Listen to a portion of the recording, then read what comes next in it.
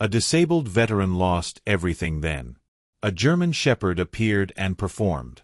A miracle. The cold cut through Daniel Miller's coat like broken glass even. After years of sleeping outside even.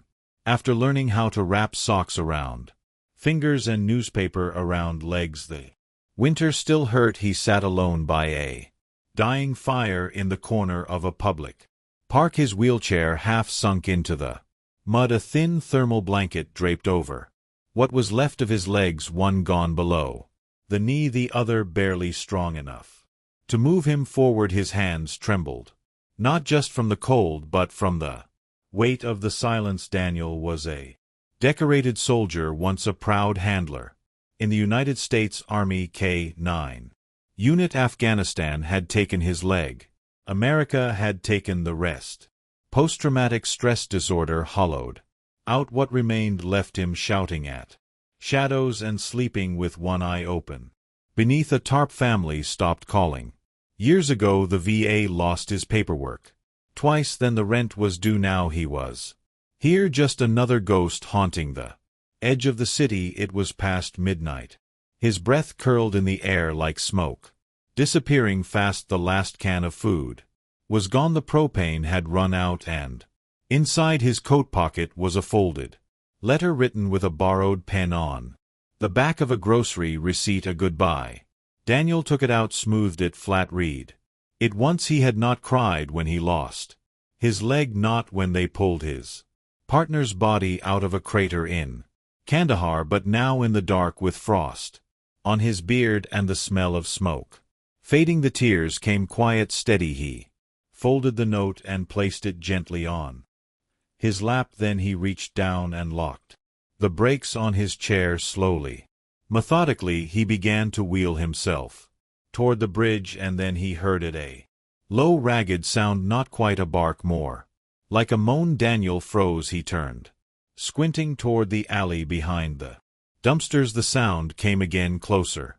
This time a rasping whine, too weak to be threatening. He reached for his flashlight and flicked it on. Behind a collapsed box and a pile of wet cardboard was a dog, a German shepherd, its ribs pressed against skin like ropes. Beneath canvas, its fur, once thick and strong, now clumped in matted clots, soaked through with rain. One of its front legs dangled uselessly, twisted at the joint. Mud coated its paws, but its eyes, those eyes were wide open, locked onto Daniel with something between fear and hope. Daniel blinked for a moment. He could not move. The dog made no attempt to run, no growl, no retreat, just stared at him with a trembling, exhausted gaze that spoke more clearly than any word. Please. Daniel felt his chest tighten. He should leave. He had no food, no space, nothing left to give, and yet he rolled forward slowly. The dog flinched but did not pull away. When Daniel reached it, he removed the thermal blanket from his lap, ignoring the cold that rushed in. With hands still numb from grief, he knelt down, draped the blanket around the dog's shaking body, and tucked it tight. The dog leaned into him. A small sound escaped its throat, less of a cry, more of a sigh. Daniel sat back, looked at the Brit, then at the dog. He reached down and picked up the letter without reading it. He tore it in half, then in half again. The fire was nearly out, but he tossed the pieces into the last ember. He looked down at the dog beside him. I guess neither of us is done yet. Daniel named him Hero. It seemed fitting, not just because of the breed. People always assumed German shepherds were born brave, but because of the moment Hero had chosen to show up at the edge of the end, when Daniel had nothing left to believe in and no one left to hold on to. The dog hadn't just saved his life, he'd stopped him from letting go of it. The first few days were rough. Hero could barely stand. His leg remained stiff and useless, and Daniel had to carry him between makeshift spots to sleep. They curled beneath an overpass at night, wrapped in the same thin blanket, sharing what little body heat they could. By day, Daniel wheeled Hero to the food line at the local mission, where volunteers handed out hot soup. Day-old Bread and protein bars Daniel always. Saved half for Hero. The dog never begged. Never barked, just watched him steady and silent as if listening to every unspoken word Daniel was too tired to say, and Daniel talked. He found himself whispering to Hero in the early mornings, and muttering thoughts aloud as they sat in the sun. He told Hero things he had not said to a soul in years, about the sand, the heat, the way the world fell apart the day his best friend didn't make it back from patrol, about the hospital, about the silence that followed. Hero never looked away. The dog's strength began to return slowly. His appetite improved. The open sores on his paws began to scab over and heal. Each day he walked a little farther, limped a little less. Daniel found small jobs here and there, sweeping behind the mission, unloading crates, fixing bikes for scraps. He started skipping the whiskey, started saving quarters in a coffee can for vet visits. He slept more, woke earlier, stayed sober longer. The others on the street began to notice Dan's different now. One man whispered to another, "You see his eyes, there's fire in him again." "Yeah," someone else said, "like he's got something to protect." But the scars inside Daniel hadn't vanished one night.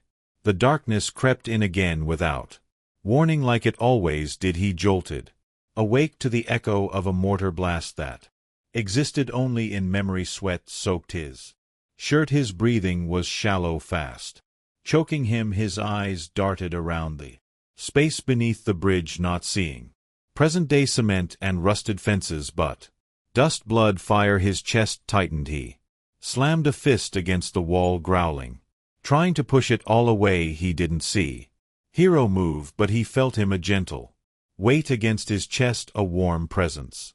Low and close, Hero had crawled into Daniel's lap, awkwardly, carefully resting his head over Daniel's heart. He made no noise, just a soft, rhythmic whine, steady and calm. His eyes met Daniel's in the dark, grounded, unwavering. Daniel froze, and then slowly his hands came up and wrapped around Hero's neck, pulling the dog close, burying his face in the fur. His breathing slowed. The ghosts retreated. "You came to save me, didn't you?" he whispered. Hero didn't answer. He didn't need to. It was during a mobile outreach event downtown when the truth about Hero began to surface. A local nonprofit had set up a free veterinary clinic in the alley beside the shelter. Volunteers offered checkups, vaccinations, and food for the homeless and their animals. Daniel, hesitant at first, wheeled Hero into line. The dog's limp had improved, but he still favored one leg. His coat had grown thicker, but the old scars remained. When their turn came, a young vet crouched beside Hero, gently stroking behind his ears and murmuring praise. She lifted his left ear and froze. "Wait," she said softly, "there's something here." Daniel leaned closer as she wiped away some dirt and grime. Faint, almost erased by time, was a tattoo. Barely visible numbers inked into the skin. The woman called over one of the senior volunteers, an older man with glasses and a calm voice. He took one look and nodded slowly. "That's a canine military ID. This dog was registered official." Daniel blinked. "You're saying he served?" "Looks like it," the man replied. "Most dogs with these tattoos were deployed, usually trained for detection, search and rescue, or protection, judging by his age and those scars. He saw combat." Daniel stared at Hero, stunned. Everything shifted. The obedience, the way Hero had watched him that first night, not with fear but recognition. He had not found a dog, he had found a brother. The man continued, "A lot of these dogs get discharged when they're injured or too old to serve. Most get adopted out through special programs, but sometimes they fall through the cracks." Daniel looked down at Hero, who was resting quietly, head between his paws, as if he already knew what they were saying. "I guess that makes two of us," Daniel said quietly.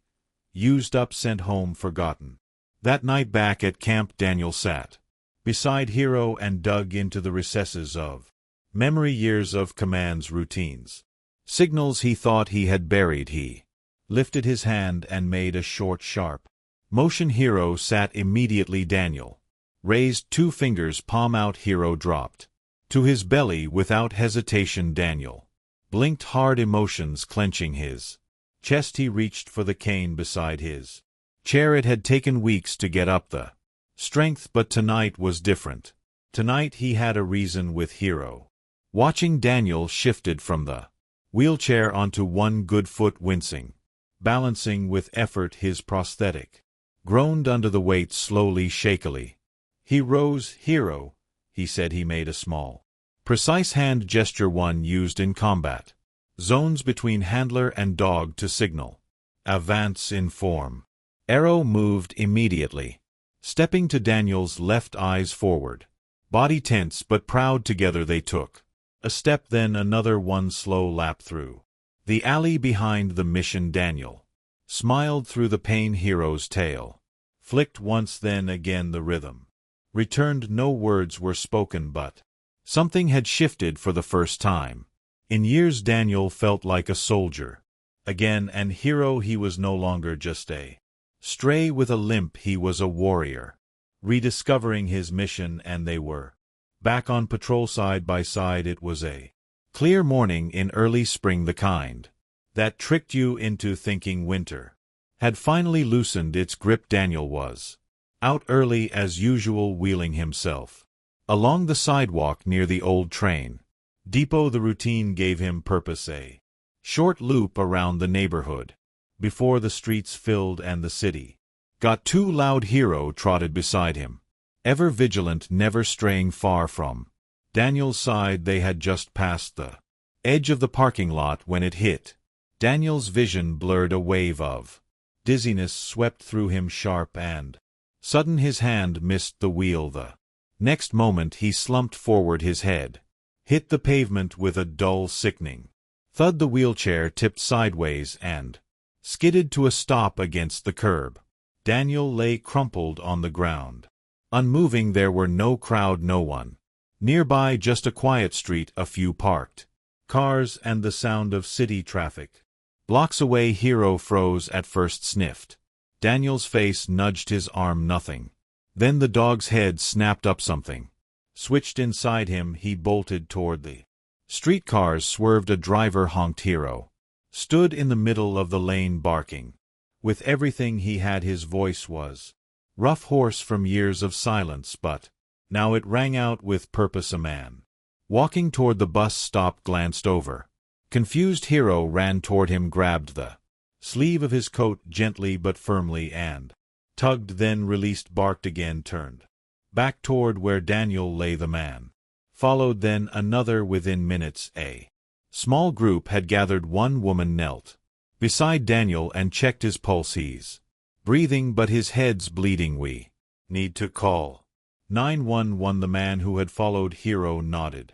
Already dialing. Hero paced in tight circles, tail rigid, ears high, never letting his eyes leave Daniel. When the ambulance pulled up with flashing lights and a shriek of sirens, Hero barked once and stood directly beside the paramedics. As they jumped from the rig, they tried to wave him off. He refused. He won't hurt anyone. Someone said he found him. He's guarding him. The medics worked quickly. Oxygen pressure on the wound, checking for concussion. Daniel groaned once as they lifted him onto the gurney. Hero tried to climb in after him. One of the paramedics paused, then gave a small nod.